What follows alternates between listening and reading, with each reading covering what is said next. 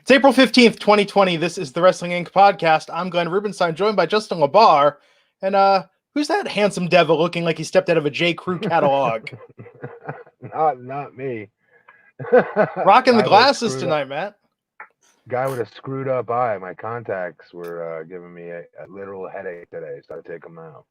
Dude, I just ordered prescription glasses for the first time in 20 years, and I just ordered disposable contacts because they're saying that touching your eyes, contacts can store so much bacteria. It's like a simple precautionary measure. So you're ahead of the curve, man. I definitely meant to do that. Dude, I would get the supposedly, what is it, the 2-week or 1 month contacts, and I would wear those things for 6 months. Oh, same here. Same here, dude. That's what caused me my left eye getting all screwed up, I think.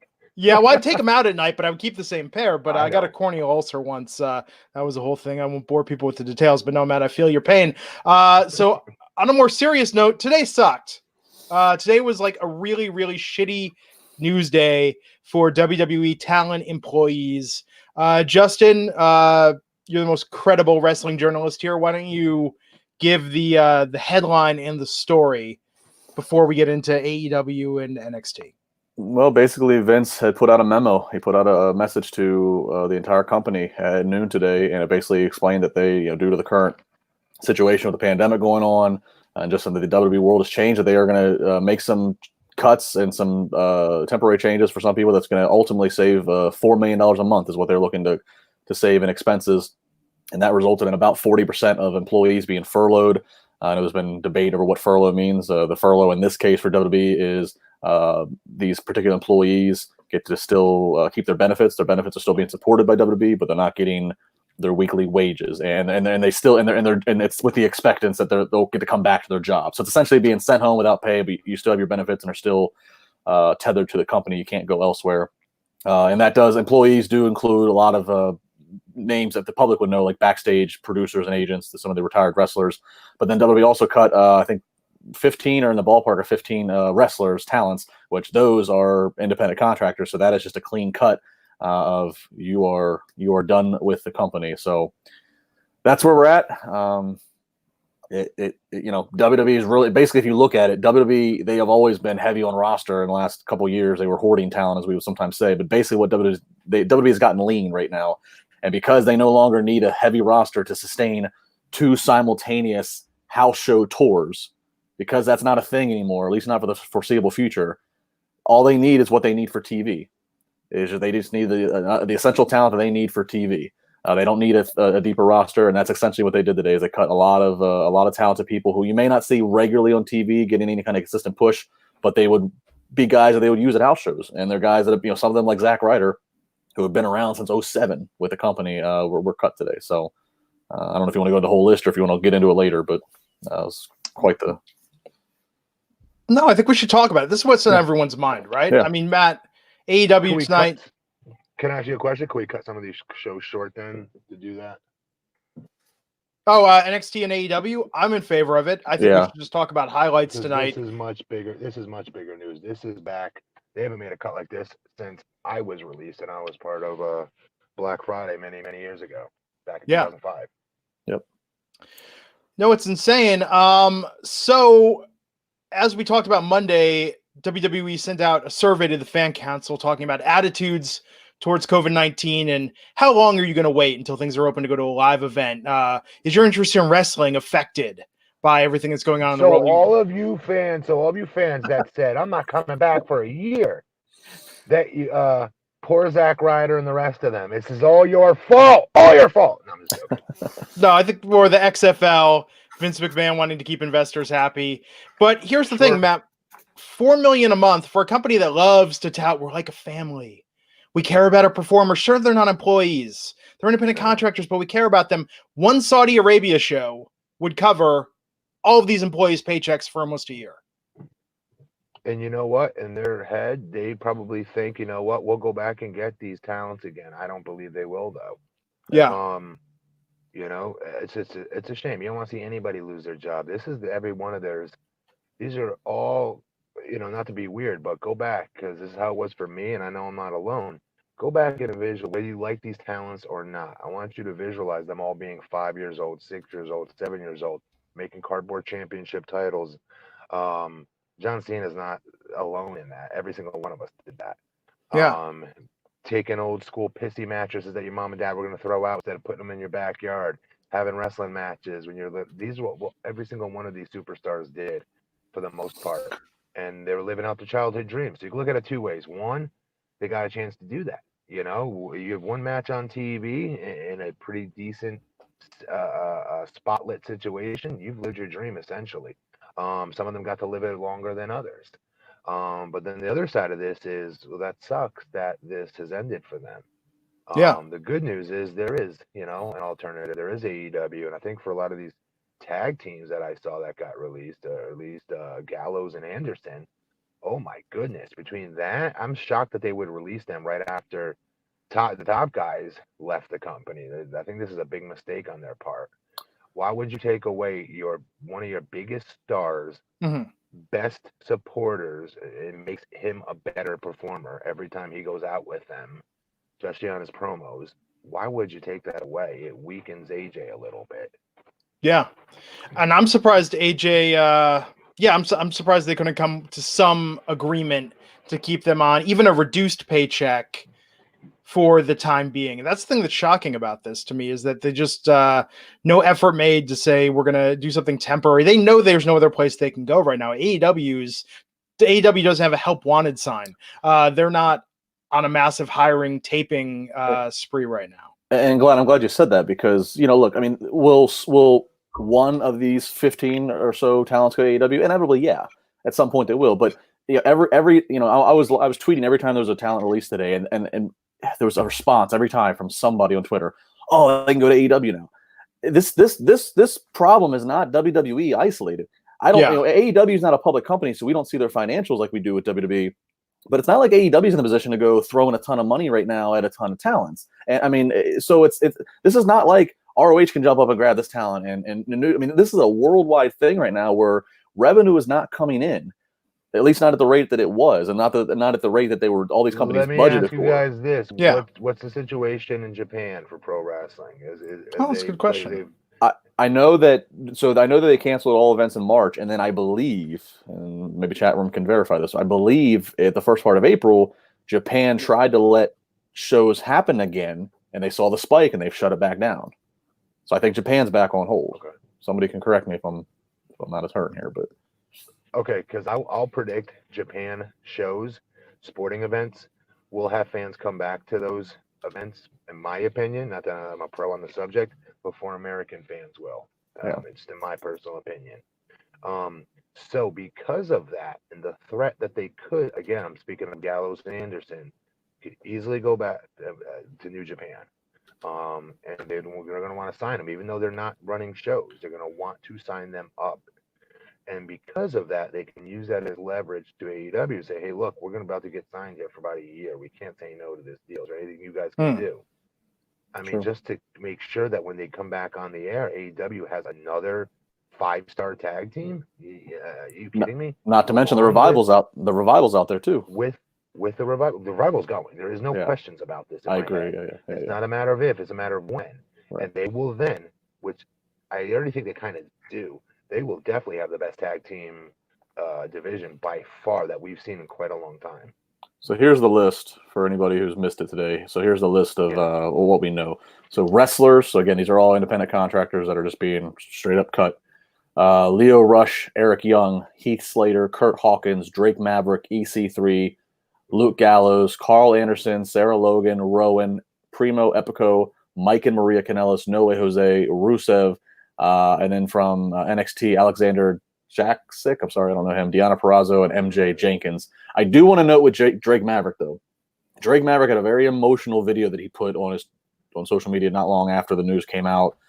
And he did say that he's still going to get to compete in what might be his last matches in the Cruiserweight, this interim Cruiserweight tournament. I had assumed, like a lot of people, that the Cruiserweight matches were already taped with him, so they're just going to air them. Yeah. At least as of a half hour ago, I can tell you that his matches have not been taped.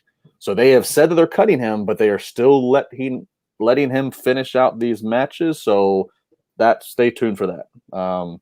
And then the producers that are considered employees. Well, all the producers are considered employees except for Kurt Angle. Kurt Angle was released, and he's been released and being treated like a talent. He's cut. Then the producers who were furloughed, it seems, Billy Kidman, Mike Rotunda, Pat Buck, Fit Finlay, Sean Devari, Scott Armstrong, Sarah Stock, Shane Helms, Lance Storm, and then we have the announcers, Aiden English, who was a wrestler who now is an announcer, and then Jerry Soto, who had been Spanish announcer, referee Mike Chioda, who had we don't know if Mike. I haven't seen anybody verify if Mike Chioda has been, if he was an employee as a referee furloughed or if he's a talent, but he has been with the WWE since 1989. So think about that one. Is that it? One female writer from Creative, her name Andrea Listenberger. She went public. Apparently, she was the driving force, or one of the driving forces behind the Otis Mandy Lee storyline. And another on-air talent, I believe she's one of their talking heads for their talk shows, Josiah Williams. Yeah. Josiah. Sorry, really quick. For fans that don't know what furlough is, I'll give you an example. There's a small bar or small restaurant, let's say, business owner, right? When this all hit, they had to close their doors if they made more than 51% of their business off of alcohol sales. So because of that, they had to close their doors, right? All those waiters and waitresses are still technically employed. They're on what's called furlough. What sucks about being on furlough is these people cannot go and apply for what do you call it? Unemployment. Thank you, unemployment. So for like a job like that, it's really rough. It sucks. But then again, depending on how fast this passes by and people are going to go back to work, right? And they open the doors of that place one day when they're allowed to, those people have their jobs back. So I don't know. Damned if you do, damned if you don't in this situation almost. Go ahead. I'm sorry, Glenn. What were you going to say? Oh, no. And when we saw Fit Finlay, furloughed Lance Storm. I mean, people will be in AEW. I know I'm not trying to join the comment section, but yeah, it will be. They need more agents. And Fit Finlay was crucial to the success of the women in WWE. So AEW could certainly use a Fit Finlay in that regard. For the guys too, just have another guy backstage tell these guys to back up Jericho when he's telling them the little things like hold the effing tag ropes during tag matches, guys. It's the little things that matter here. Come on. Yeah. But Matt, when you were cut, you were done with TV, right? You were home, you got the call, and they were like, "That's it." Could you imagine if you? I was in the middle of a program with Big Show. In fact, I was in the middle of a legit feud with him. I was supposed to come back to work him, but then the draft happened. But I believe we were still on the same show, and we were still supposed to be lined up. I had just come back from a tour in Japan, which I did really good. Me and Carlito versus Akimono and Big Show. So it was a very weird and awkward time to get that release, actually. Yeah. But they didn't put you on TV after they cut you. Oh God. I think I did air because SmackDown was a taped show back then. Oh yeah. My match did air versus supposed to be me versus Regal, and the Mexicools came and jumped me. Oh yeah, match started. That was good times. I mean, oh my God, I can't believe they got away with that. Now I think about it, the Mexicools, how freaking they rode out on the tractors, right?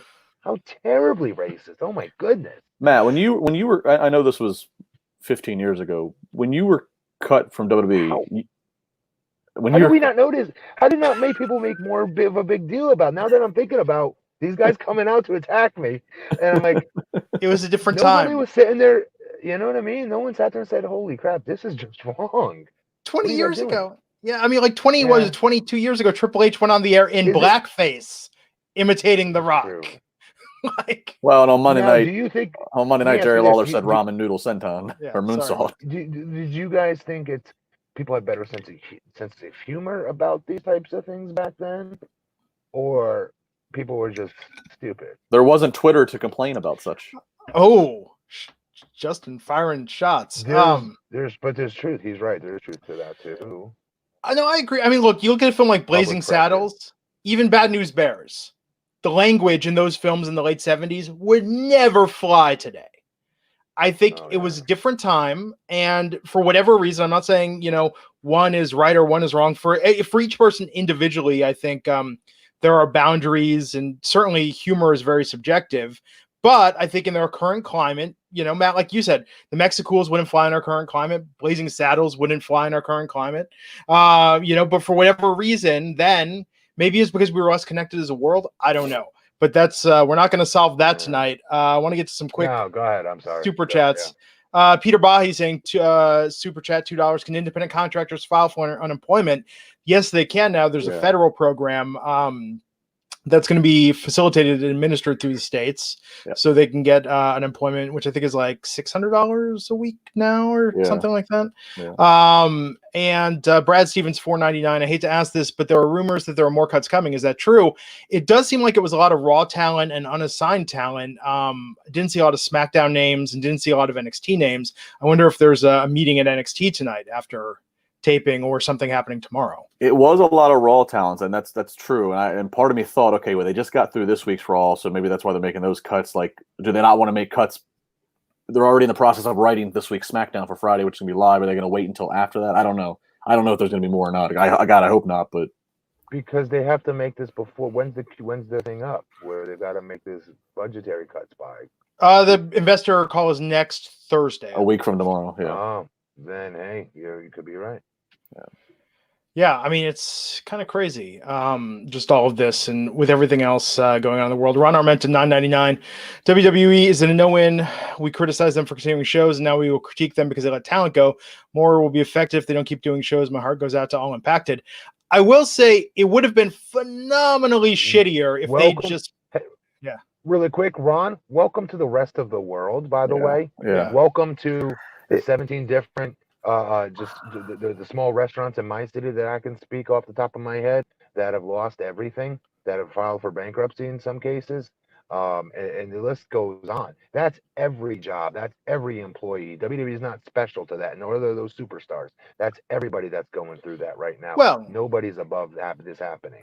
That being said, most of those mom and pop restaurants didn't just make an $18 million super PAC contribution to get declared an essential business in the state of Florida right before this happened.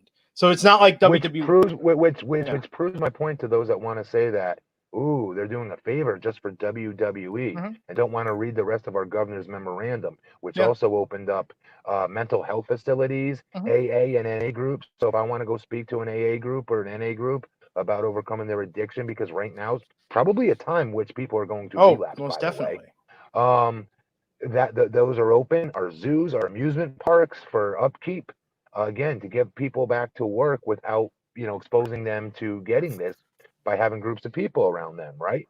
And third on that list was sporting events. Now, why I said personally I think Vince McMahon and WWE could take a different stance on this and use it as an opportunity to teach our youth about taking this part of the social distancing thing seriously. By the same token, they're not making money off of this. They have nobody in that arena. They're bleeding money, if anything, by not being able to perform a normal show in front of normal fans in a normal arena. What each fan is equated to, right? When they go and do, whether it's a house show or a TV show for that matter, they have it broken down to what every single person that paid in attendance is worth and what they pay on average. And it's millions. And the fact they're not getting that, that's why people are like, oh, they're just doing a favor for WWE. I'm like, for what? Sure. So they can run a show in front of an empty arena. Where's the payoff for them on that, though? I still don't get it. Well, at the same time, though, WWE has $500 million in cash reserves before they even have to touch credit. They're, have these huge TV deals. They're getting these huge money from the Saudi shows. To make these cuts. I personally don't think they needed to make. No, I don't think they need to either, and that's why it's a dick move, Matt. Because it's not a mom and pop business like those you're seeing in Longwood, Florida, that just literally can't afford to keep the lights on. There are people out there right now. They've said this before. In a crisis, you see people's true colors. And what matters to them. And I know a lot of businesses, mine included. I mean, we're keeping all our employees on staff. Right now, even like our cleaning lady, our pet groomers, like we're still paying them to just not show up because we can afford it. We're fortunate. So I look at what WWE is doing, and it's just hard to feel sympathy for them, given that they're just making all these cuts just to maintain their profit margin. Yeah. On the one hand, I don't feel sympathy for WWE at all. Yeah. I mean, on the one hand, I mean, I expected WWE to make some announcements of like the executives all the way down taking some cuts, because it's almost like in this time of crisis, you'd be negligent not to do something to try to trim some fat. But yeah, when you're making these drastic of a cuts to just keep your profit margin in the same place, when you have $250 million coming in this year from Fox for TV, I forget the number for USA. I mean, they're missing out on live gates for having Raw and SmackDown on the road. But those house shows make about $150,000 a night. Which 150,000 is 150,000, but it's not like that's where it used to be. Including that does not include merch sales. Yeah, but even still, that's their ticket number. But even still, like, I mean, the TV's where they need to maintain, and they're maintaining their TV, so they're getting the TV money. So it's kind of like, yeah, it's hard to feel some sympathy when they're still getting these mega deals for TV. My thing is, Fox and them weren't going to do a damn thing with that company, ratings going down or not, and them saying, hey. My suggestion was, why not just say, hey, we're going to take a few weeks off. We're going to reassess this come May 1st because I have a sneaking suspicion this country gets open on May 1st, let's just say. Something to that effect. I don't know. Yeah, and Vince is on the president's council talking and going to be giving some advice about how to reopen the country, restart the economy. It just seems weird. This whole thing just seems really weird. I feel for everyone that was affected by this. And Joey Adorjan with the super chat saying, can AEW survive without any cuts like WWE? I don't think AEW is nearly as staffed. I think they'll be fine. Yeah. Baby Maharaja $2 saying we won't get a 3MB reunion now, maybe in 10 years. I think Heath could go anywhere. They did. Yeah. And he can go out and get himself over bigger and better than before and come back and do what the other two did. In fact, that's what I saw in comment sections after Drew won the title. And he put that up. Heath put up that post. It was in tears congratulating his buddy. And somebody put in the comment section, hey, the only thing that needs to happen, unfortunately, is Heath, you need to leave the company, go out there and come back again, be shredded, and you have a chance to win the championship too. That's what needs to happen. Sometimes people need to leave and go out, get more over, be worth more money, and come back and just absolutely crush it. And that's what's I mean, look, getting cut and being said being told you're not going to get paid anymore, especially in this time, is scary. But let's also look at it. For some of the guys that got cut today are guys that we do know and who vocally expressed that they wanted to get out of there. EC3, Mike Kanellis. So in some ways, it's a little bit of a blessing. It sucks that they can't immediately go and start working somewhere else because AEW's at least film stuff through May, and we don't know what AEW's hiring policy is, and ROH and everybody else are. But in a small way, there's some blessing to some of these guys and girls that realize they weren't doing anything there anyways. So I hope they get Drake Maverick. I think he can be humongous. He's so funny, so creative, talented for size. White Pox 73, $5 saying, appreciate your podcast. I'm furloughed. I go back to work.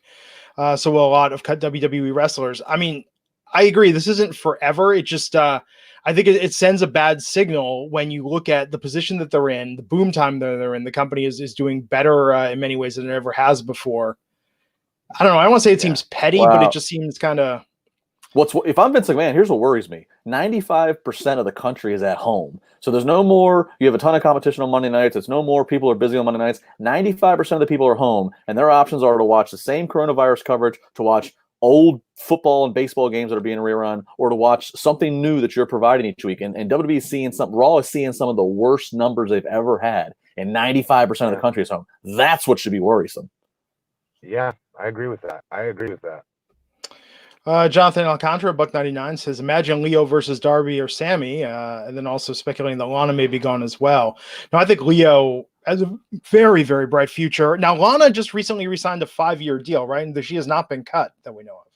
She had signed a new deal. She hasn't been cut, but Gallows and Anderson had signed new deals recently. I think Mike and Maria Canello signed new deals. So, I don't know. Yeah, I mean, this is just so insane to happen at this time.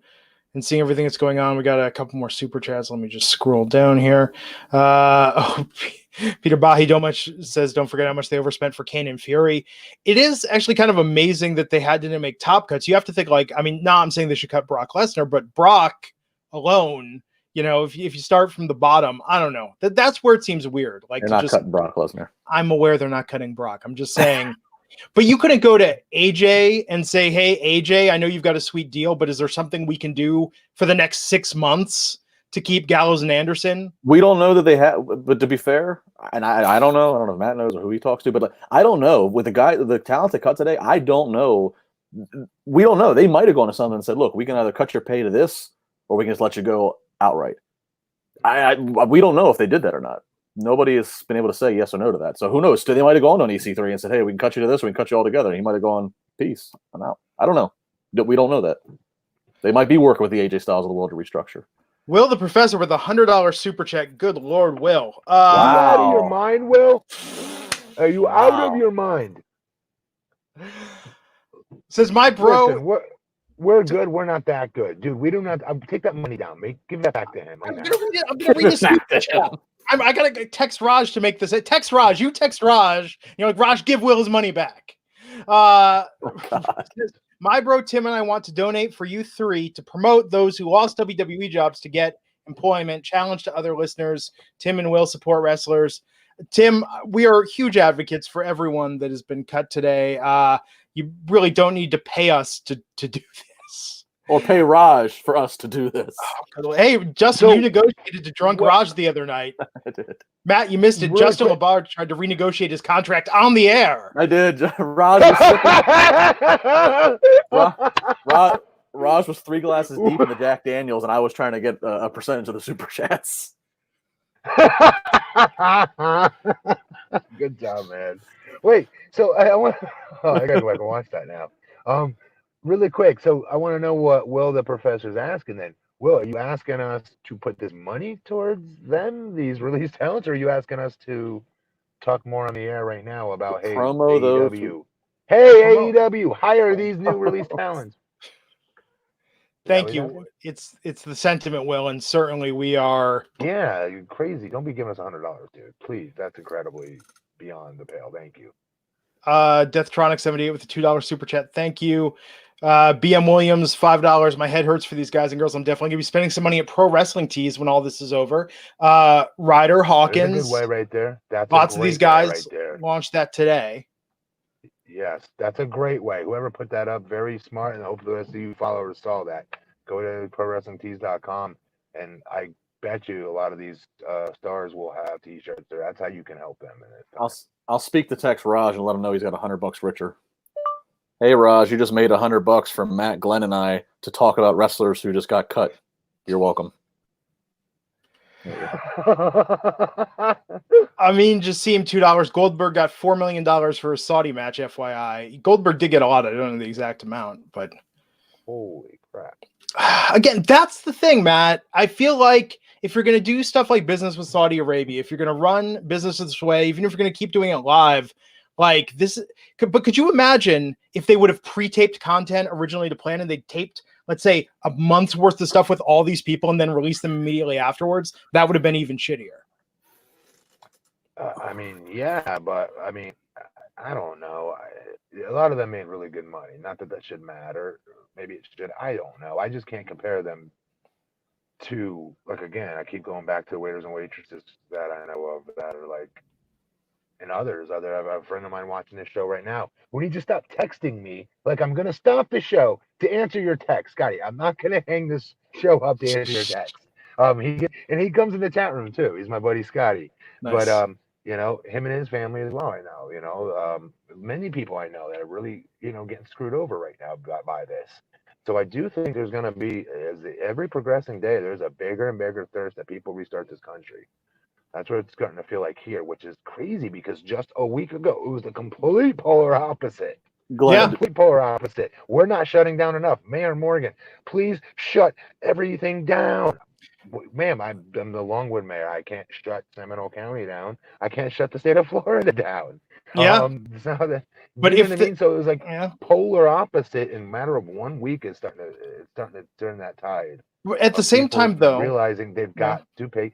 People are not getting paid, dude. Do you think people are getting these business owners? I can't find one business owner right now that I've reached out to. I'm sure there may have been some, but I've reached out to over 100 business owners to see if they've gotten a dime of paycheck protection. I know the CARES Act part of it. Hey Glenn, did you see? I'm assuming you did. Did I see this right? That Los Angeles is not going to allow any sporting events with crowds or any concerts for the rest of 2020? It was speculated. So, and that's the question, because you look at the other polls, Matt. So on one hand, you have because if that extends, Mania's in Los Angeles next year. So I guess you take Mania back to Tampa next year then. So if Florida's open. Here's the challenge, Matt. Business on one hand desperately wants the economy back open, but you look at all the polling from people.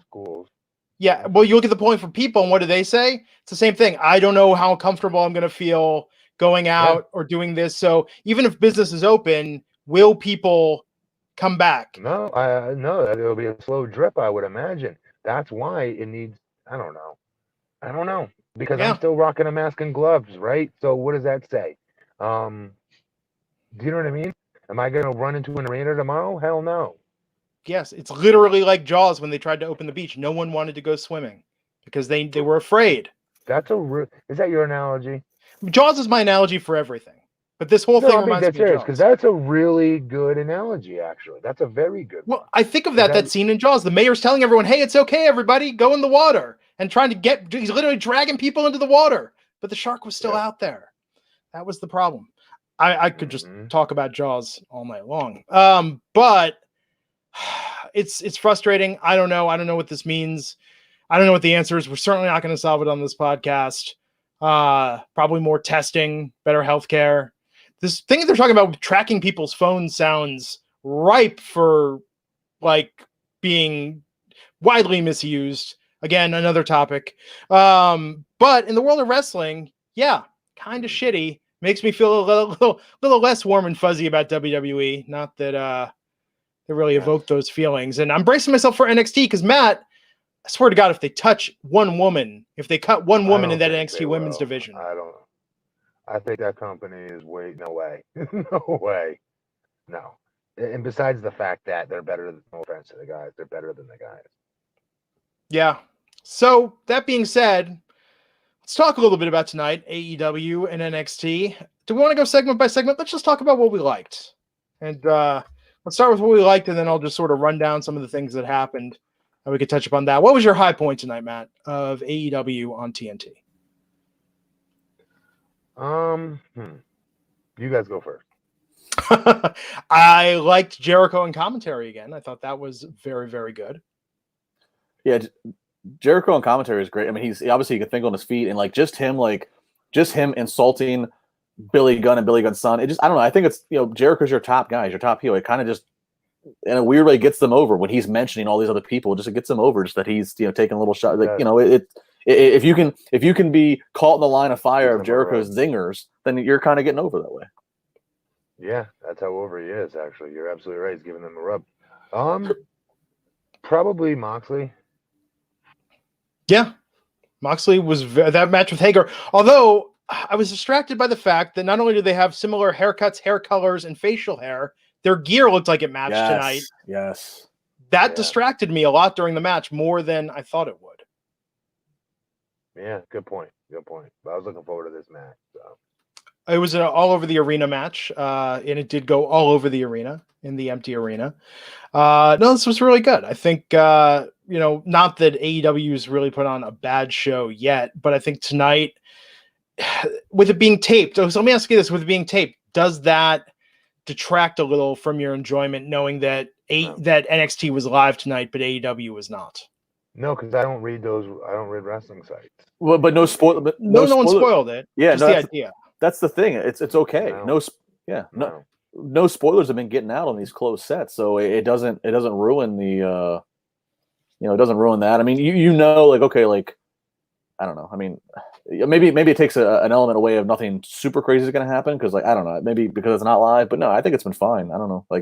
Another promo with Jake opening up. Lance Archer looks strong again. I'm big into that.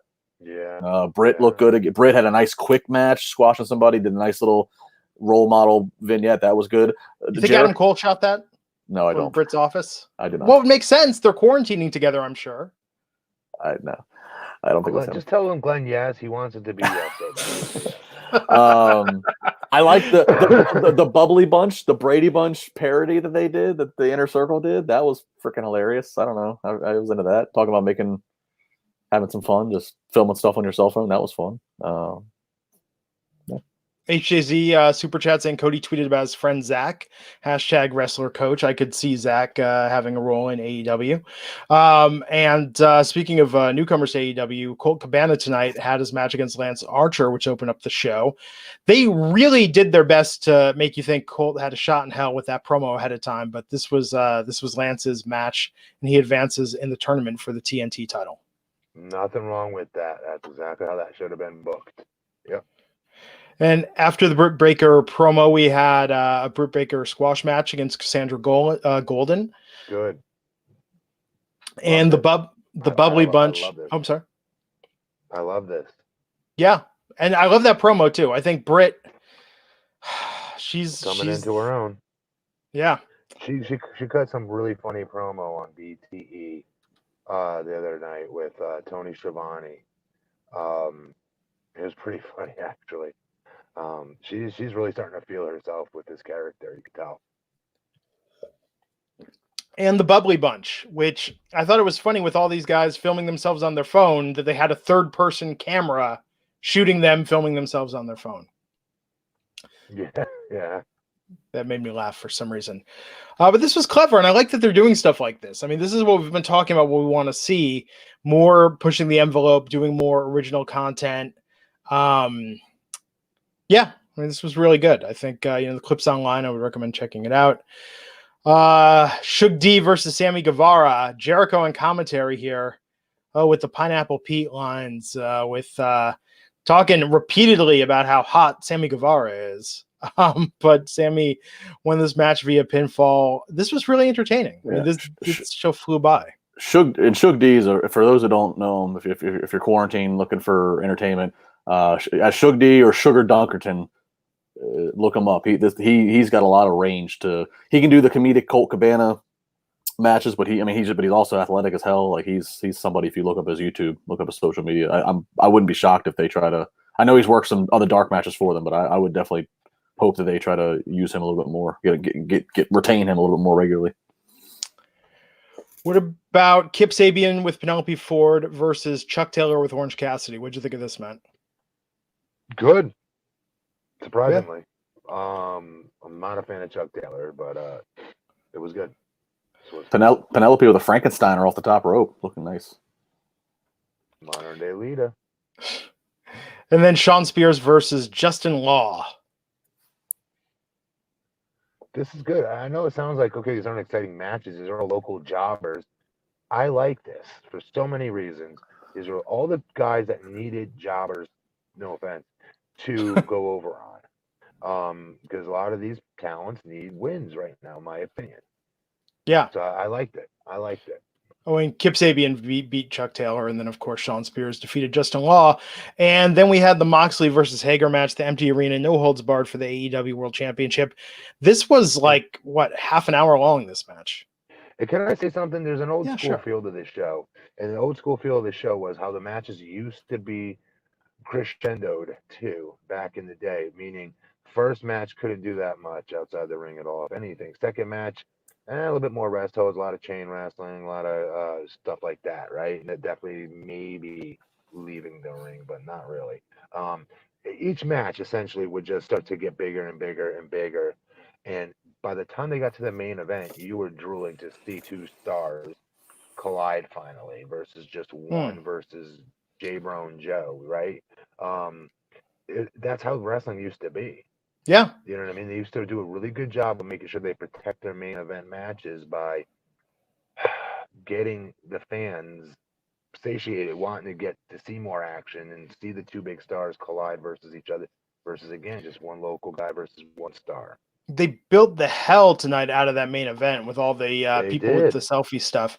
Did you see what's his name did that? Ariel Helwani? Oh, yeah. Yeah, that was cool. Gave it a sense of realism. I liked it. Yeah. Well, and Taz breaking down the science of Hager's submission, that was, yeah. Yeah, it was good. It was really good. I thought that was a good way to build it.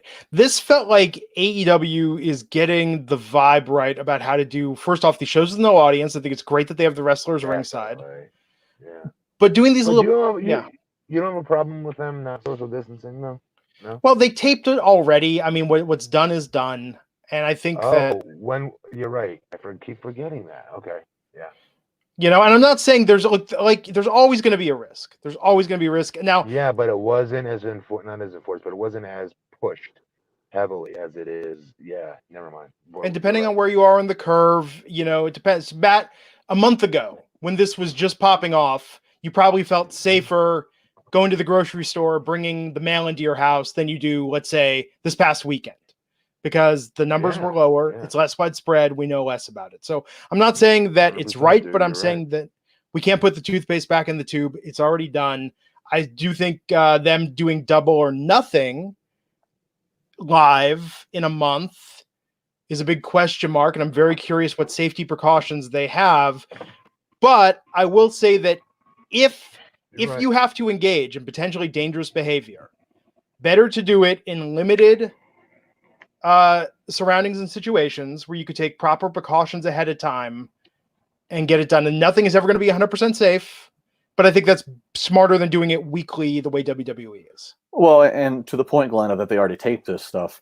They taped all this, I believe it was like middle of last week over the course of 2 days. So all of these talents, they were all just staying together in Norcross, Georgia, at where they were filming this. So it's not like they all went out into the world, flew all around the country, then all came back. So what's done is done. They put this group of people together to be together to tape, and that's it. So obviously, if any one of them were infected prior to, then you're risking it. But yeah, now, it's not like WWE. It's not like they're all going. It's not like they're all leaving and then coming back live each week. So yeah. Now, if you tell me tomorrow Orange Cassidy tested positive for coronavirus, I'll be the first one to say, "You idiots! You took this foolish risk." But there's nothing funny about anybody contracting the virus. As I laugh as I say this. Yeah, where are you going with this, Justin? There's nothing funny. But there would be some weird irony if the character, Orange Cassidy, was the one who got it. I don't know. Something about that character, if he was the one who ended up, I don't know. I'm stifling my reaction to that just in case you get in trouble for yours. No, anyhow, I'm not wishing Orange Cassidy to get it. You just mentioned Orange Cassidy. I'm just saying. I don't know why that was the first name that popped in my head. But with Double or Nothing, I don't know. And look, if the situation is worse a month from now, first, God help us all. If the situation is worse across the United States 1 month from now than it is today. But if situations are worse a month from now, I don't see them going through with it. I think it's ambitious. Maybe they'll be able to put off. Yeah, Double or Nothing is 5 weeks. 5 weeks from now. Yeah. And I would imagine they're going to do it because Florida has said what they said. I imagine they go back to Daly's place in Jacksonville, right? Yes. I would assume so. I don't know where else they're going to go. Not the MGM Grand. Haj Gulashi, $2 saying, "Hey Glenn, talk about Jaws." What's there to say? But Justin, you've seen Jaws, right? No. Good fucking how? I know references. I know we need a bigger boat. Are you kidding me? Are you kidding me? What the hell is wrong with you, Justin? It's like I've seen Blazing Saddles. I've seen what else did we name earlier? That even makes it weirder that you've seen Blazing Saddles but not Jaws. I'm surprised you've seen that. Actually, that's like a movie your dad watched. You know I'm a big Mel Brooks fan. I saw The Producers on Broadway. I'm a big Mel Brooks fan. So it's interesting. Big History of the World Part 1 fan. Mel Brooks across the board. I'll take any of it. When I was a kid, I watched History of the World Part 1 so much, and then went to first grade quoting History of the World Part 1, getting very much in trouble because Mel Brooks' humor apparently not supposed to be watched by children. Right. But still, Jaws, dude. You gotta watch Jaws. I mean, Jaws is really good, better than Goonies. Probably because I grew up on the water, so I really don't want to watch a movie named. Yeah, I grew up in Connecticut. Same thing. We have so many lakes. Let me ask you a question. So when you're a little kid and you're in the pool, did you ever do the? Yeah, I know the references. I know. Yeah, I know. Yeah. Did you do that? Is what I'm asking. Yes. You can't do that. I forbid you to be able to ever make that noise in a pool ever again until you've watched it. You're just like Raj. You freeload off these classic movies. Bite your tongue, and take Morgan. all the goodities and niceties from these shows. Huh? Bite your tongue, Morgan. What? Bite Just your like tongue. you're just like Raj. Call me just like Raj. Bite your tongue. You do. You play off of all these great little things from these movies, but then you yourself have never actually watched the movie. Therefore, you're not allowed to talk about it. 8-year-old me. It's just like I'm in it's fault just here. yes. I'm gonna go back in time. I'm gonna hold your little ass up by your ankles, upside down, in the cafeteria, stand all your lunch money, and I will bully you for the day until you stop doing that noise. And then we'll fast forward back to today. But no, sincerely, to not have watched Jaws. Well, let me tell you this, Justin. This is a gift to you because I guarantee you, if you watch Jaws, Rocky, I understand Rocky might seem a little slow, the first one. No, okay. Well, no. I don't agree with that. Rocky is definitely better than Jaws. Really? The series? Oh my God! No, Yes. not this. I'm talking Rocky 1. I'm saying if you had to say Justin right now, I'll agree it's slow. Yeah, yes. Justin might start watching Rocky 1 and just kind of like get distracted, start playing on his phone. If you put on Jaws, this is a gift to you, Justin LaBar. You put on Jaws, it is a cinematic thrill ride. It is fantastic. Every frame of that movie. And I know the gimmick. You don't. Right? Isn't the gimmick like you don't really ever see the shark for a while? So it's like the mystery of what you don't know and don't see. Like, can I at least redeem myself? I'm an aficionado with all 3 Back to the Futures, all the Screams, all the Die Hards. Scream. You're putting Scream in these categories? Yes. And all the Die Hards? Like, do we have to get Die Hard 4 and 5 involved? 4 because I'm a big Timothy Olyphant fan. Oh, okay. So I bought into it. Real quick, Die Hard, is it a holiday movie? Absolutely. Okay. Go ahead. Absolutely. HJZ 99 says he's 17 and he's seen Jaws ages ago. What's your excuse? Fun fact, the best Die Hard, I think, is Die Hard 3. What's his name? Really quick, go back to that guy's name. HJZ. HJZ, of course you didn't put your real name, but HJZ, good for you. Yes. There has to be, now Matt, I'll admit I'm a little biased because I've seen it takes a little work for me to watch movies that came out before I was born. The movies that came out, you know. So, but at the same time, when I sat down and watched Psycho, I was like, this is a really great movie. I understand why people applaud this and love it. Same with Rear Window, a lot of the classics. I get it. But I think Jaws, though, is I watched Alfred Hitchcock. Yeah. Alfred Hitchcock stuff was awesome. I watched that before I was out. I love the original Willy Wonka from the 70s. I love Caddyshack, all the first 2 Ghostbusters. Good. I don't buy into the girls' Ghostbusters. Where else am I going here? Don't put that on Twitter, Justin. What, the girls' Ghostbusters? It was. Don't put that on Twitter, Justin. Whatever. Really quick. What else? What else? No, these are good ones. I'm going through. I'm trying to think now. But like the thing, but like when I like something, like I dig like Breakfast Club. Like when I like something, I'm an IMDb trivia. I'm an IMDb trivia person. I go to IMDb for fun, and I go to the trivia. I love like Die Hard 3. I think Die Hard 3 is the best one. That was originally a script taken that was going to be a Lethal Weapon script. Simon's. Well, originally it was actually based on it was originally called Simon Says. Yep. It was just originally like a cop film. I read the original script before it was John McClane. Yeah, it went around. You know, there were a lot of movies that almost were Die Hard 3. Under Siege was almost Die Hard 3. Mm-hmm. And even Speed 2 was originally unused. I hate Speed 2. I love the first Speed. Speed 2's terrible. I love the first Speed, the original Speed. I don't remember it. Keanu Reeves, Dennis Hopper, Sandra Bullock. Well, the first one. I love the first. I love the original Point Break, and I get so fucking pissed every time I'm on the TV guide and I see Point Break, and it's the remake from 2016. The original one with Keanu Reeves and Patrick Swayze. That's Point Break. Really good. I love Dirty Dancing. Don't judge me. I'm a Dirty Dancing fan. I do too. It was good. It's a good movie. You know, solid. I don't know. We watched the Fantasy Island movie last night, and that was so stupid. Like, so incredibly stupid, but kind of weirdly enjoyable. I don't know. We've seen a lot of we've been watching a lot of stuff lately. I feel like this is the time to just catch up on. Fast forward through NXT. We don't have to talk about it. All we have to talk about is the end. I get so excited, Matt. I get so excited to do this podcast and talk to my friend Matt Morgan about random things. No, just so we could talk about random things again. That's why. All we have to talk about is the end. The end. That's it. Yes.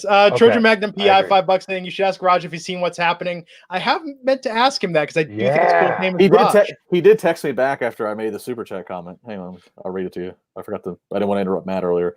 I said calling what's happening. Sorry, guys. Yeah. Raj goes, Dan, that's crazy. That's the biggest one we've ever had. That's not true. We've had $100 like twice before. Yeah.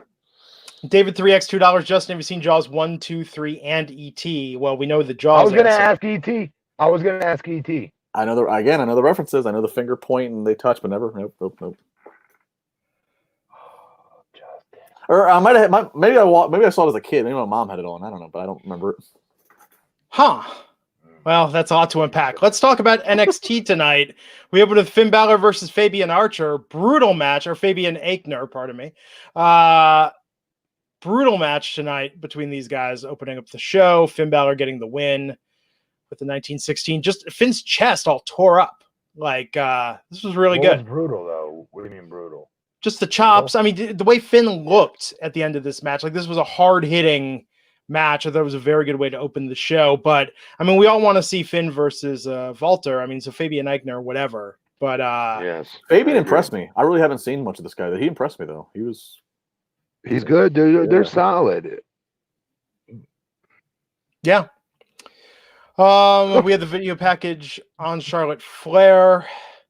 Talking about Io Shirai's number one contender. Charlotte mentioning Mia Yim was her first ever NXT opponent and wants to give her a lottery ticket to Yim to have a match. I'm going to love that. Charlotte versus Mia. That's going to be fantastic. Yep. And then we had Aaliyah versus Z Lee. What did you think of this match, guys? Pretty straightforward, right? If we're being honest, definitely down versus most NXT women's matches. We got to be fair. That's a high gauge that they've set, a high bar, super high. So it's tough. I feel bad for Aaliyah. I feel like she was kind of in that forgotten era of women after Bayley and Asuka left. Like it was Aaliyah and Liv Morgan and a couple of them to hold down the fort. I don't think she ever could do. But to be fair, they didn't get a lot of time to stay there and be the center stage act. Yeah. If you remember, they got pulled up almost pretty quickly as well. I would argue prematurely. Liv Morgan, they should have kept down there a little bit longer. Yeah. And let her continue to blossom and see what you get with her. Because I keep hearing how talented she is. I think that would have been really good to keep a lot of them down there just a little bit longer. There's no need to rush them. Yeah, well, I think that was back when Absolution got called up in the Riot Squad and that whole thing. And they needed groups. Yeah. Yeah. So Z Lee won that match, and then we had a match for the NXT Cruiserweight title tournament. Isaiah Swerve Scott versus Akira Tozawa. Good match. Yeah, this was totally solid. I feel bad. I feel like with a lot of these talents tonight, I'm like now worried in retrospect that we could have seen their last matches in NXT because who the hell knows what's going to happen with everything going on. Here's what I'll say. Yeah.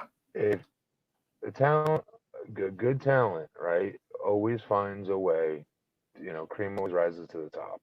Always finds a way. Might not happen for a few years if they do get released, but they will go somewhere where they'll get one, creative freedom, and they'll be happy in what they're doing again, or two, they'll go somewhere and get paid, one way or the other. Yeah. Yeah, and I think a lot I'll share this with you guys right now. I went to New Japan where over the course of 2 years, I was in New Japan, All Japan, and Hustle, and I made more money there than I did in WWE. That's saying something. And that was not what I was expecting to happen, because for me, it was like, oh my God, my dream's over. You know what I mean? Granted, I was still addicted to drugs at the time and still high off my you-know-what. So the release didn't hit me as big as it should have. Like, I should have cried over that because that was my childhood dream, my life dream and goal. And here it is, it's being taken from me. That's the way I should have treated it. And I didn't. It was like, I remember telling Johnny, like, I'm going to shove this up your ass sideways. Mark my words. I'm going to go somewhere and they're going to use me the right way to my ability. And you'll see. He's like, oh, I love it, kid. I love it. Yes. And I was like, I'm not saying this to gas you up. I'm saying this because this is what's going to happen. And luckily I did go to get my chance with TNA and do my blueprint character and do what I needed to do. But again, maybe it was the curse and the blessing of being an addict at the time, because who knows if I mentally could have taken that. And emotionally, I don't think I could have. I was still very young. Hey, Matt, when WWE released you had to serve the 90-day no compete, right? Yeah. Were you paid during that 90 days, or is that just part of the Yeah. club? You were, okay. They gave me a lump sum up front, which was ridiculous. You know what I mean? So Like a lump again, sum, like a lump sum based upon what your downside guarantee had been. Yeah. Okay. Did they tax it like? Well, I guess no. You're an independent contractor, so they didn't tax it at all. No, that's what was tough as well. We had to learn that too, the hard way, about filing taxes quarterly and things like that. Oh yeah. There's estimated payments. But you could write a lot of stuff off at least. My dad wouldn't let me. My dad would not let me write off anything. What? I would have like John Cena talk to my dad on the phone and go, "Please tell my dad how you're writing off 50,000 pairs of trunks and boots." My dad doesn't believe that's happening. Please, he's the one who does my taxes. Hey, listen, Morgan. I literally wrote off 52 pairs of high spot trunks. Your dad, the accountant, doesn't believe your expenses. IRS rules state with clothing that if you are buying it exclusively for the purposes of work-related functions, job. Yes, yes, it's 100% a well, write-off. my dad was like, I don't know what his deal was. He wasn't doing it. He wasn't going for it. Did he let you write off like your gym passes, your visitor passes to gyms and stuff like that? No. What?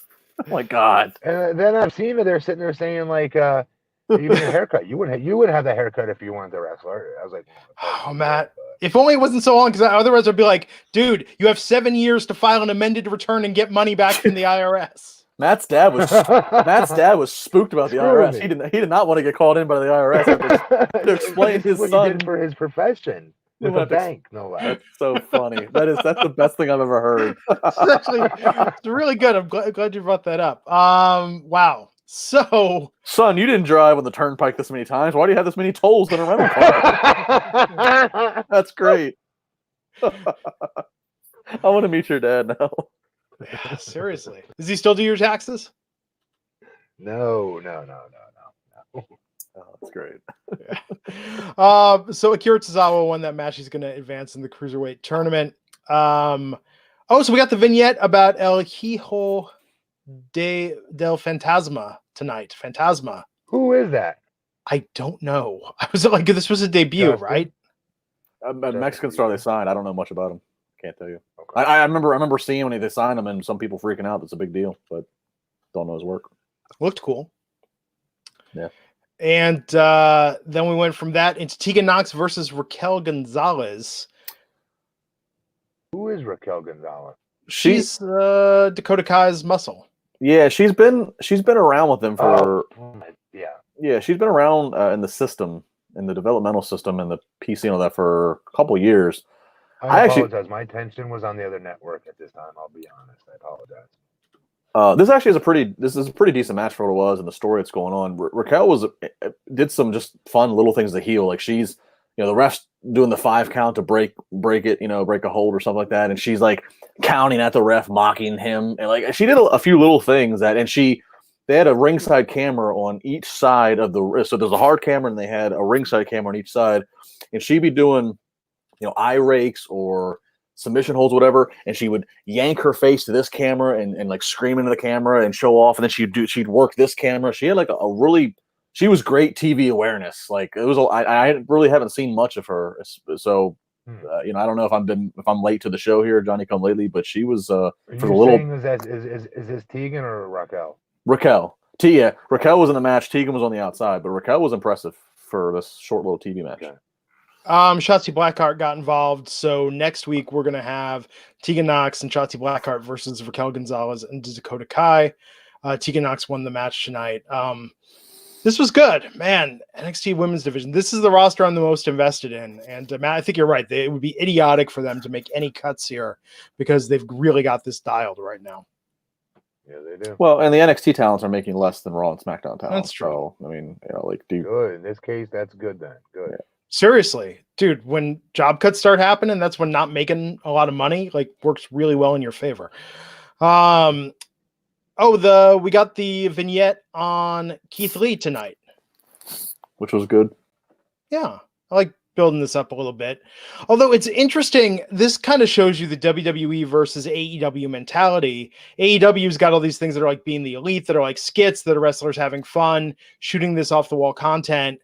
And then NXT just has the slickly produced standard WWE vignette. But that's an illustration of what the two companies are. And all the questions about is AEW in financial trouble? Again, we don't know their financials because they're not public, but AEW, we know, has far less employees. They don't have the production people that WWE has. So WWE's strength is how they can produce stuff. So if you can still have guys working remotely, being able to edit in their private studios and edit at the offices, if you can still do what you do so well, keep doing it. So have Keith Lee be a boldly produced vignette about how he was homeless and how his parents kicked him out of the house because they didn't approve of wrestling, versus and I praised it, the bubbly bunch, being shot off cell phones. But both are equally good for their own reasons. But WWE shines with their production. Is that a shoot? Do we really believe Keith Lee was kicked out of his house because he wanted to pro wrestle? I don't know. He said that his dad did not approve of him quitting football and quitting the scholarships and stuff that he had. He started pursuing the indies at the bottom of the barrel, and they said, "You're not living here if that's what you're going to do with your life." I don't know. I'm not just saying this. I had the same identical story. My dad was also my agent out of college, and I was wanting to meet Vince McMahon every Friday night at Titan headquarters, if you remember. That's how I ended up being a part of Tough Enough. Long story short, I went to Titan headquarters every Friday night to see if I could bump into Vince McMahon, because my friend wrote for the magazine at the time. He's like, "You need to be a wrestler." I was like, "I would love to be one. You tell me where I need to be." Every Friday night we went there at 6 p.m. after I was done with work. I just graduated college. I was working for Enterprise Rent-A-Car a mile from WWE Titan Towers. Okay. Long story short, 6 months into it, I finally meet Vince McMahon, and we get set up. I audition for Tough Enough. But up until then, my dad wanted me to I had an NBA tryout with the Raptors and Pacers, and in the NFL with the Rams. I did a combine with them. I did not want to do any of them. I met Vince McMahon at this point, and I told him my situation. He's like, don't you think you owe it to, your family and how long you've taken to get to this point? Don't you go do your tryouts? Wrestling will be here. And so I did. But in my head, I wanted nothing to do with it. I already was bit by this bug because I met the head honcho. I met the guy that runs the best the best TV show I've ever watched in my life, and I was already bit by this bug that they were even interested in me. You know what I'm saying? Yeah. Before I even took a single bump. So, like, I tried to tell my dad the bad news. I was like, "Dad, I'm not into this. I'm just doing this to appease you." And again, same situation. He didn't throw me out of the damn house. He was like, "Oh, I don't know if this is a good move. You can get hurt. It's all done with. At least with basketball, you have more years on your clock." Well, Keith had met Vince McMahon. Keith was working indies for $20 a pop. So I mean, I don't know if the story's true, but I'm just drawing for what they showed us. I don't know. I'm asking you guys, is it true? Is what I'm asking. I'm not saying he's been grinding the indies for over a decade. That I know. He had been working through the system, and he's an unusual guy in the sense of he's a big guy who you expect to work a certain way, and the way he works is not the way. So him saying he was told no at different places because he just didn't fit what they wanted. I mean, I can buy into that, but he eventually strived through it. I mean, and he's in his early to mid 30s now. I mean, the timeline adds up. I don't know. I don't know if they embellished him getting kicked out of the house or what, but nonetheless, I'm wondering if I said that about my dad, my God, the heat I'd have in that house. That my dad threw me out because I wanted to follow my dream. Yeah. Well, nonetheless, the vignette, it made him more relatable. It did make him. Not that I've been kicked out of my house. I mean, I left home when I was 17 to pursue college, but like, wait, where'd that story go? I left home when I was 17 to pursue college. I graduated high school when I was 17. No, I understand, but you left home at 17 to go to college. I was trying to say, like, I was never kicked out. Wait, you don't buy that he's traveling around the country aimlessly with eating cold soup, sitting on a milk crate, watching his black and white. Struggling to go find his university. When I said, screw you, Matt. When I said it was relatable, I didn't want people to interpret that as like I was homeless ever, right? That's all. But no, it made Keith Lee feel more like a person. None of us would buy it. Yeah. No, I had these dreams and aspirations of one day going to college. Get in line. No, I'm joking. Matt Morgan and I are in a long build to an epic match. We're in a long build to an epic match. He's bullying me for my lunch money for doing the dead end. And now you haven't watched Jaws, and you're making the Jaws noise. You can't partake in that fun anymore. Dexter Loomis versus Tahiti Miles. Where do these names come from? Tahuti was on TV the other night, wasn't he? Shotzi, Tahuti. Well, Shotzi Blackheart was Shotzi Blackheart before NXT. This Dexter guy's a former TNA guy. He crossed paths at the same time you were there. He was Sam Shaw during TNA's Gut Check, I think. Ew, I like Sam Shaw, actually. Well, that's who this is. But yeah, he was impressive. His eyes and his face was scary as F, man. Dude, he looks like somebody who could kick your ass. You know what I mean? He does. Well, and he wears the he's shirtless with sleeve tattoos, but he wears these gloves. He looks like a serial killer. He has these gloves on. He looks like Dexter Morgan. Morgan, but jacked. It was good. A good gimmick. He won pretty easily. Got the Anaconda Vice on Tahuti for the submission win. And after that, we got Adam Cole sending the message to Velveteen Dream. Said he's stupid for thinking Cole was going to show up. And then Velveteen Dream came out and started putting over Adam Cole as the longest running the NXT champion. And Finn Balor appeared from the side, stared him down, talked some smack. And it looks like next week these guys are going to wrestle. Good, because it doesn't need to be a three-way. Yeah. I'm sure I could see Cole getting involved and causing a DQ finish on this. And no, it doesn't become a three-way. I want to see Velveteen versus Cole one-on-one. And Glenn, in case you're asking, no, Britt did not film Adam Cole's promo. But she was there. She was there afterwards, and they rode off on horseback into the sunset together. All the shots were coming at me. I had to deflect some shots to Glenn there.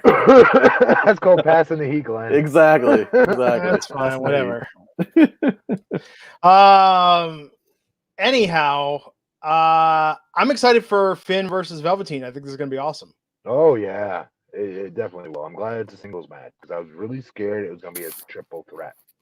Yeah. Then we had Malcolm Bivens cut a promo backstage with Indus Shara. And so I'm gonna watch. Did you send me something on him, Justin? Was that you? Somebody sent me some stuff on Michael Bivens. Malcolm Bivens. I don't think I did. Malcolm Bivens.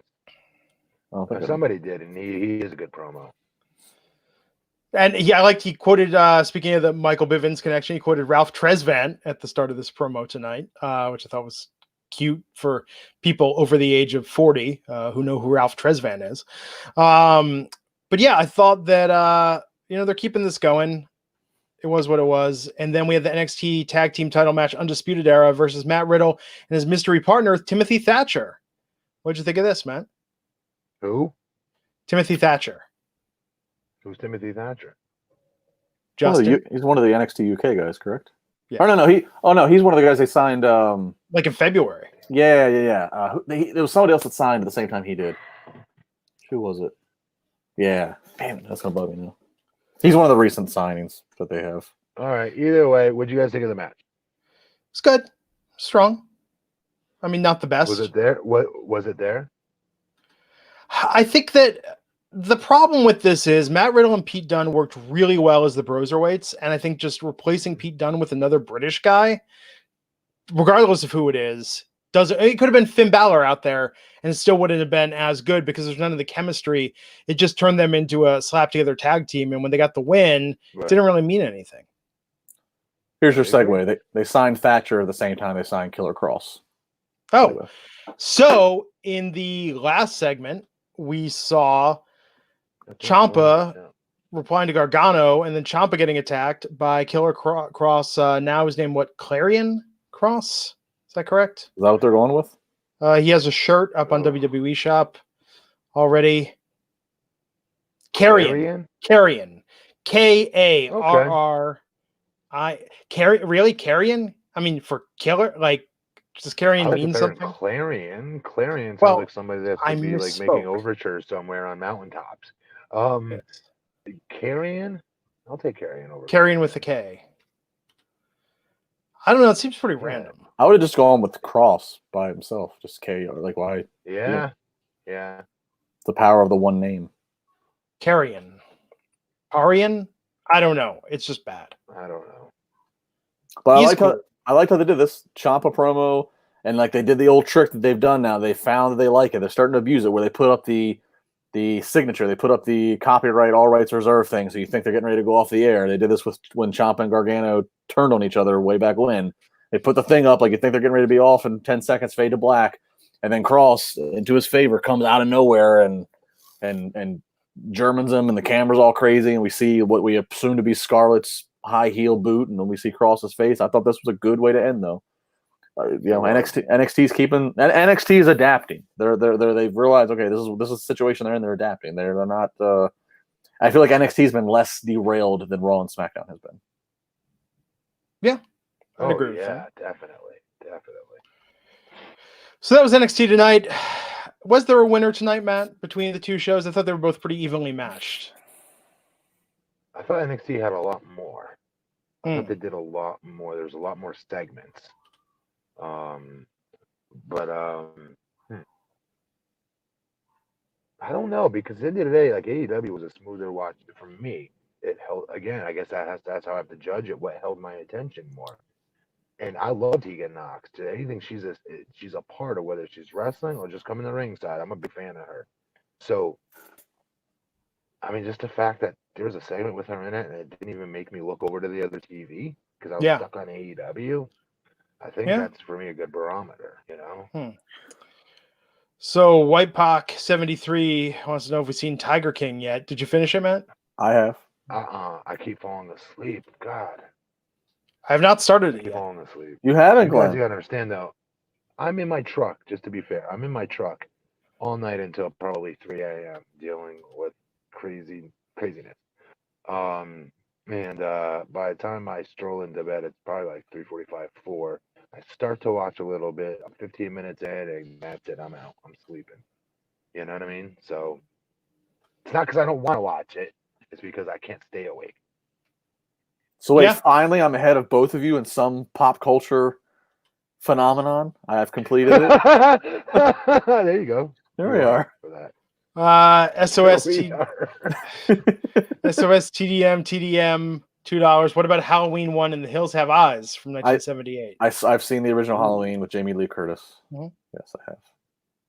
I haven't seen all of them. There's been a lot of them afterward. I haven't seen all of them though, but I've seen the first one. Hills Have Eyes scared the crap out of me. That's a creepy freaking movie. And I love the original Texas Chainsaw Massacre, and then I love the one that came out in like you love the original Texas Chainsaw Massacre. And then I love the remake they did with like Jessica Biel and all them in like 03 or 04. I love that one. There's been a lot of offshoots of that. I'm into that. Interesting. A lot to unpack there. Matt Morgan, you big on the super gore, like the Texas Chainsaw Massacre, like the gritty? I did like being super scared like that as a little kid. Yes. As a kid, I'm into the story of this Thomas Brown Hewitt kid that was picked on, and then like I'm into that whole story of Leatherface. That's just like I don't know. I'm into that. I also love every episode of Family Matters. I'm a Family Matters aficionado. I have them all on DVD. Some of them purchased illegally. I love Saved by the Bell. I love Home Improvement. Huh? Where the hell did all these come from? We're talking horror movies. I'm just stretching off into things I like. Actually, Matters. You know what's weird? So lately, I found online some old recordings of like ABC Wednesday nights when it was like Perfect Strangers and Head of the Class. As a kid, I remember loving Head of the Class and not digging Perfect Strangers. Now, Perfect Strangers is freaking hilarious. It has aged so well, and Head of the Class is kind of lame. Yeah. Who was your favorite? Robin Givens, I really liked the Head of the Class, right? Yeah. And Eric, the cool guy. Yes, Eric. Eric was the coolest. I had a huge crush on Simone, the redheaded girl. Oh, I remember. Yep.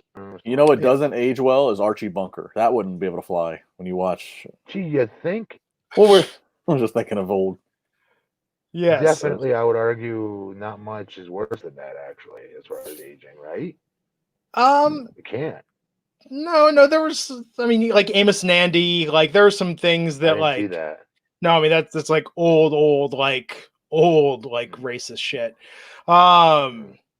But no, I think I don't know. A lot of 70s TV, I mean, it was very different and edgy at the time. I'm just seeing what else we got here in the chat room tonight.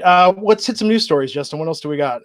That's all I had prepared. That's the bulk of everything. I mean, that's a big story is the cuts. I mean, there's just a few other notes in WWE and the changes, the furloughs of 40% of employees, the talent cuts. WWE is in the process of relocating to a new headquarters. They had a new skyrise spot in Stamford. They've put that on hold by delay for 6 months. They were going to leave where they were at in Stamford? They have a new location in Stamford they're in the process of getting ready to move to, but they're putting that on a delay of 6 months due to this. I think that's about the bulk of what. That's an iconic building that everybody passes by on I-95. Yeah. Well, they have a new. So there's that building that you're talking about where Vince's office is. They actually have a new TV building that's down the street, I believe, that's been redone, and then they have this other new building they're moving to here. That, like I said, it's been delayed now for 6 months, so we'll see. Well, they've always had the TV studio about like a block away from there. I think they renovated it recently, is what I'm trying to say. I know they did renovations to that, and then they have this, and then they're moving Vince's office and the building you're talking about. They're going to be moving eventually to a new high-rise spot. It's crazy times, but so it's delayed 6 months. The move. Yeah, they're putting the projects on hold for 6 months, it seems. So whatever construction or whatever's being done. I mean, we'll see what happens to the stock price in the coming days. Stock was up like $1 today after hours. Because investors do react to this kind of move. Like, oh, we're cutting costs. We're serious. We're trying to be profitable. Like, that's why you do it typically. I mean, you got to remember WWE stock, not defending them, but stock's down in the 30s now. A year ago, it was $100 a share. It's all 70% of its value. Glenn, should we invest in it now, you think? I was kind of waiting for it to go to 20. That was kind of my sweet spot, I was thinking. But yeah, I mean, I remember 5 years ago it was at 15 and I didn't buy it, and I was kicking myself for that. So I don't know. I still can't. Sorry, Glenn. Sorry. Oh no, I'm terrible when it comes to the stock market. My famous move was 20 years ago when I got laid off from a company in a very similar situation. They shut down a division. I had a big severance. They bought me out of my contract. I said, I'm going to buy some stock. I've got 2 final contenders, AOL or Apple Computer. I don't know about Apple. I'm going with AOL, baby. And I would be a multimillionaire now if I would have bought Apple stock. Glenn, damn it. Yes. AOL, I think I ended up selling it for about 1/3 of what I paid for it. You could have bought out Raj. I know. Like, I could own your contracts, LaBar. I still can't wrap back to the Sorry for the late reaction. That was pretty funny. I still can't wrap my head around the fact that we might not have fans watching wrestling in person for the rest of this calendar year. Like SummerSlam, like Money in the Bank, SummerSlam, Survivor Series, like this all might Rumble in January. I don't know. Like, I'm just like freaked out by the fact that like this might be what we're looking at as WWE programming in the PC for the next year. I don't know. It's just wild. And it's no disrespect to the talent that's going to have to go there and perform this, Matt. You can imagine this is not easy. It's shitty, the situation they're in. But I feel like, I don't know. I don't want to say this could be like soulless programming. I know the talent's going to put their all into it, but at the same time, like, this is not going to feel normal. This is not going to feel vital. No. You know, it's not going to have that electricity. No, that's why I hope it pushes them to try something new again. I do. Yeah. And it's just crazy, but hey, we need stuff to take our mind off things, you know? And I think, especially those of us that are fortunate, enough to, I mean, think about all the people on the front lines right now. I mean, you have like the first responders, the healthcare workers, the grocery store workers, all the essential workers. I mean, Matt, look at what you're doing in Longwood. I mean, for myself, it's like, yeah, I run my business is going well, but looking at it where it's, I'm fortunate that I can work from home. I do have the luxury each night to say, I'm going to put on TV and take my mind off things. There are people that are working, busting their ass, working harder than they ever have in the middle of this shit. And then there are people that don't have the luxury to even be entertained because they're financially devastated by what's going on. So I feel like as an audience, to be fickle and sort of diss it is sort of shitty given everything that's going on there right now. But at least, I mean, I recognize that like we're in this position to watch this stuff, and it makes me feel bad for having a negative opinion of it, given all the more important things that are going on in the world. Sorry. Just No, Jackson. you gotta let it go. You gotta let it out. Jackson Collins, $4.99. Just want to thank Matt and the podcast in general. I go to recovery program tomorrow for alcohol, 10-year battle, ready and excited. All my love, guys. Now, Jackson, we've talked on Twitter. You're going into recovery tomorrow? Good luck. That's great. Wow. Good luck, man. Incredible. Yeah. That is incredible, my friend. Good stuff, Jackson. That's a really tough addiction to kick. I would argue one of the toughest because it's readily everywhere, right? So it's very good. That's where you're going. They're going to create a good structure. Structure is going to be your key to success. Great wall of China, if you will, of structure around yourself once you get out of there as well. And you're going to implement the different places of structure that they gave you while you're in there. And it's one of those deals that you have to literally, this is what I had to do. I had to drive in different directions. I had to drive everywhere I could to stay away from the different pharmacies I used to go hit up for my painkillers. It's crazy. So just know that, number one, the first step you're taking right now is immense, probably the biggest of them all. And then just take this literally minute by minute, not even day by day. Take it minute by minute, and congratulations. Yeah. Holy shit, that takes some real huevos, my friend. Good, congratulations. Yeah, absolutely, man. And let us know how it goes, Jackson. Best of luck to you. Please. In all of this. Let's see. Do we have anything else? Nope. Good. Okay. We're back Friday night. Back Friday night. Oh no, Raj this Friday, but Monday we get Raj. Did you say Raj. oh no? Did you say oh no is Raj this Friday? I said oh no. I said oh we get no Raj this Friday. Matt, last Friday Raj.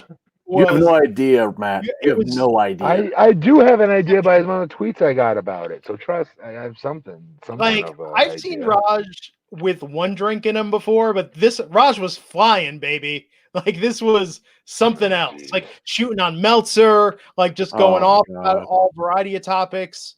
It was great. He dropped what did he say about Meltzer? Wait. He dropped the F word on Meltzer. He was shoot. What was the quote about Meltzer? I don't remember. He was shooting. But I'll send you, Matt. And then, like I said, I'm trying to negotiate more money. He's chugging Jack. I mean, it was insane. It was on the air. Yes, on the air in front of you. You can watch. You can see his drink. And then I started drinking because I felt like I needed to keep up with him. So I started. So poor freaking Glenn was just. It was. I was just rolling with it, man. Yeah, but Monday. We're going to have Raj. We're going to have Raj back together on this podcast with me and Matt Morgan. We have to talk about Raw. Man, I want to talk about anything else but Raw Monday night. No, I'm not letting us do that with those two on the show. We will have fun. I will make sure of it. Okay, there you go. And we will be making Raj as humanly uncomfortable as possible. The entire episode. Hey, speaking of past episodes, right in front of his man crush, no less. Speaking of past episodes, so obviously I wasn't here Monday. Glenn, why have I been getting? Why have I been getting? Well, apparently I did. Why have I been getting people tweeting me about you and a thermometer? Go watch the episode, man. Oh God! Apparently you defiled a thermometer. You defiled.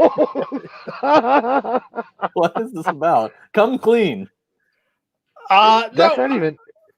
It's his cell job to his poor wife is the best part of that story. Oh, so man. The recap is Matt Morgan said, with everything going on in the media, it's very easy to get up in your own head. And even when you have a cough, you're convinced, oh my God, I've got coronavirus. What am I going to do? Yes. All right. I was talking about my experience where I've had probably 2 or 3 of those since this has happened.